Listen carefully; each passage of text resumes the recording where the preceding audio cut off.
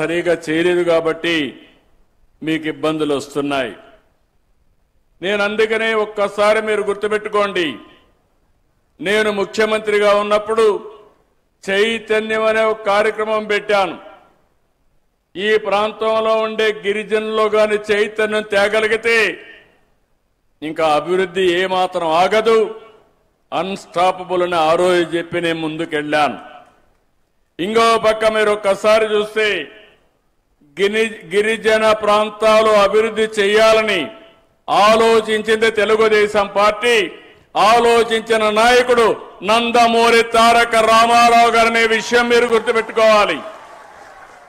ఇప్పుడు కొత్త తరం మర్చిపోవచ్చు కానీ 83లో తెలుగుదేశం పార్టీ వచ్చినప్పుడు గిరిజన ప్రాంతంలో చదువులు లేకపోతే, టీచర్లకు క్వాలిఫికేషన్ లేకపోతే మైదానం నుంచి ఇక్కడికి వస్తా ఉంటే కాదు మీకే ఉద్యోగాలు ఇవ్వాలని ఆ రోజుట్లోనే ఇక్కడ ఉద్యోగాలు మీకే రిజర్వేషన్ చేసిన వ్యక్తి నందమూరి తారక రామారావు గారు. ఆ తర్వాత ఆ హిస్టరీ కూడా చెప్తా. ఆ తర్వాత జీవో 3 కూడా తీసుకొచ్చింది నేనే. 2 సార్లు ఈ జీవోలు పోగొట్టింది కూడా ఒకప్పుడు కాంగ్రెస్, తర్వాత వైఎస్ఆర్ కాంగ్రెస్ పార్టీ. ఏం జరిగిందో చరిత్ర మీరందరూ గుర్తుపెట్టుకోవాల్సింది. జీవోలు ఇవ్వడమే కాదు, హక్కులు ఇవ్వడమే కాదు, మీ హక్కుల్ని కాపాడుతూ ముందుకు పోతేనే మీ జీవితాల్లో వెలుగులు వస్తాయి. అలాంటివి కూడా జరిగింది. మళ్ళీ ఒకటే ఆమె ఇస్తున్నా, నేను చెప్పడం కాదు చేసి చూపిస్తా. అదే మాదిరిగా మీ హక్కులు కాపాడడానికి అనునిత్యం మీతో ఉంటానని మరొక్కసారి హామీ ఇస్తున్నా. నేను ఎప్పుడు కూడా పేదవాళ్ల పక్షపాతిని. ఇంకో పక్క గిరిజనుల సంక్షేమం, గిరిజన ప్రాంతాల అభివృద్ధిపై నాకు ఒక ప్రత్యేక శ్రద్ధ ఉంది.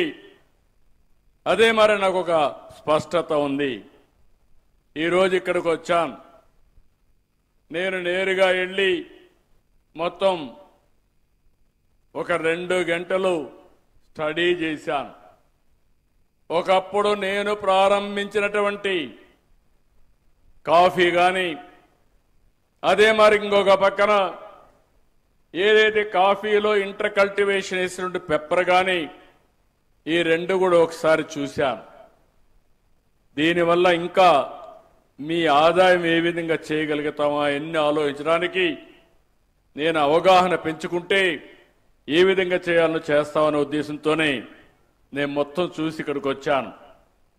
ఈరోజు మీరు ఒక్కసారి గుర్తుపెట్టుకుంటే గిరిజన ప్రాంతాల్లో మొట్టమొదటిసారిగా ఐటీడీఏలో ఐఏఎస్ ఆఫీసర్లు వేసి ప్రత్యేకంగా శ్రద్ధ పెట్టిన పార్టీ తెలుగుదేశం పార్టీ. ఈరోజు మనకుండే 7 దాకా ఐటీడీఏలున్నాయి.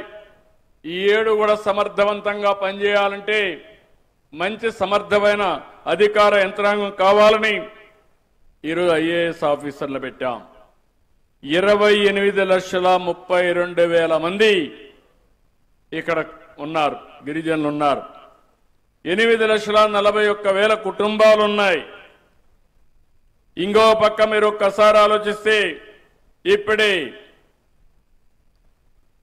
సుధారాణి గారు చెప్పారు,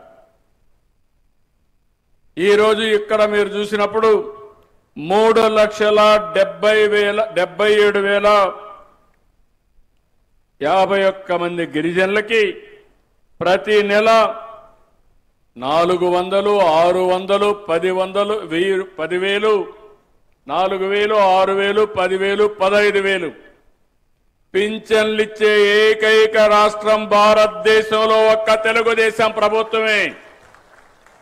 నేను అడుగుతున్నా మా మిత్రుల్ని, పక్కన ఛత్తీస్గఢ్, మనం ఇక్కడి నుంచి బయలుదేరితే నేరుగా వైజాగ్ పోవాలంటే 2 గంటలు పడుతుంది. ఇప్పుడు మనం వేసుకున్న రోడ్ల వల్ల నేను ఆ రోజు ఒకటే ఆలోచించా, ఛత్తీస్గఢ్ నుంచి విశాఖపట్నం రావాలంటే చాలా సమస్యలు ఉండేటివి. నేషనల్ హైవేకి శ్రీకారం చుట్టాం. ఈరోజు ఇటు పోతే 2.5 గంటల్లో మీరు ఛత్తీస్గఢ్ వెళ్తారు. అక్కడ ఎంత పింఛన్ ఇస్తున్నారో ఒక్కసారి చూడండి. ఒరిస్సా ఉంది, అక్కడ పేదవాళ్ళు ఉన్నారు, అక్కడ 1000 రూపాయలే ఇస్తున్నారు. అలాంటిది 4000 రూపాయలు పేదవాళ్లకు పింఛన్ ఇచ్చే ఏకైక ప్రభుత్వం తెలుగుదేశం ప్రభుత్వం, ఎన్డీఏ ప్రభుత్వం. ఒకప్పుడు 200 రూపాయలు ఆ పింఛన్ కూడా పెట్టింది ఎన్టీ రామారావు గారి 35 రూపాయలతో 83లో ప్రారంభిస్తే నేను వచ్చిన తర్వాత దాన్ని 70 రూపాయలు 95లో చేస్తే తర్వాత మళ్ళీ నేను 14కి వచ్చే లోపల 200 రూపాయలు అయితే నేను వచ్చి దాన్ని 2000 రూపాయలు చేశాను. అంటే 10 రెట్లు పెంచాను. పెంచితే వైఎస్ఆర్ కాంగ్రెస్ మాట్లాడతారు పేదవాళ్ళ కోసమే పుట్టామని. కాదు, పేదవాళ్ళని సర్వనాశనం చేయడానికే పుట్టారు ఆ పార్టీ. అలాంటి పార్టీ అది. ముక్కుతూ మూలుగుతూ నా 5 ఏళ్లలో 250 పెంచేవాళ్ళు. మళ్ళీ ఒక 2 ఏళ్ళు అయితే 250 రూపాయలు పెంచేవాళ్ళు. నేను ఒక మాట చెప్పాను, పింఛన్లు పెంచుతానని చెప్పాను. పింఛను ఏప్రిల్ నుంచే ఇస్తానని 4000 రూపాయలు ఏప్రిల్ నుంచి మీకు అందజేసిన పార్టీ తెలుగుదేశం పార్టీ. ఎన్డీఏ అవునా కాదా అని మిమ్మల్ని అడుగుతున్నా. ఈరోజు ఎక్కడ కూడా 6000 రూపాయలు దివ్యాంగులకు లేదు. నేను ఆలోచించాను, నేనే 500 నుంచి ఆ రోజు 3000 చేశాను. తర్వాత ప్రభుత్వం వాడికి ఇవ్వాలా, దాన్ని మళ్ళీ 6000 చేశాను. ఈరోజు ఒక తృప్తి. దానివల్ల చాలా మంది బాగుపడే పరిస్థితికి వచ్చారని చెప్పి కూడా నేను మీకు తెలియజేస్తున్నా. 4,82,000 కుటుంబాలకి 200 యూనిట్లు కరెంటు ఉచితంగా నేనే ఆ రోజు ప్రారంభించాను. ఈ రోజు మీ అందరికీ హామీ ఇస్తున్నా, మీ ఇంటి పైనే ఉచితంగా కరెంటు తయారు చేయడానికి రూఫ్ టాప్ సోలార్ ఇప్పిస్తానని మీ అందరికీ హామీ ఇస్తున్నా.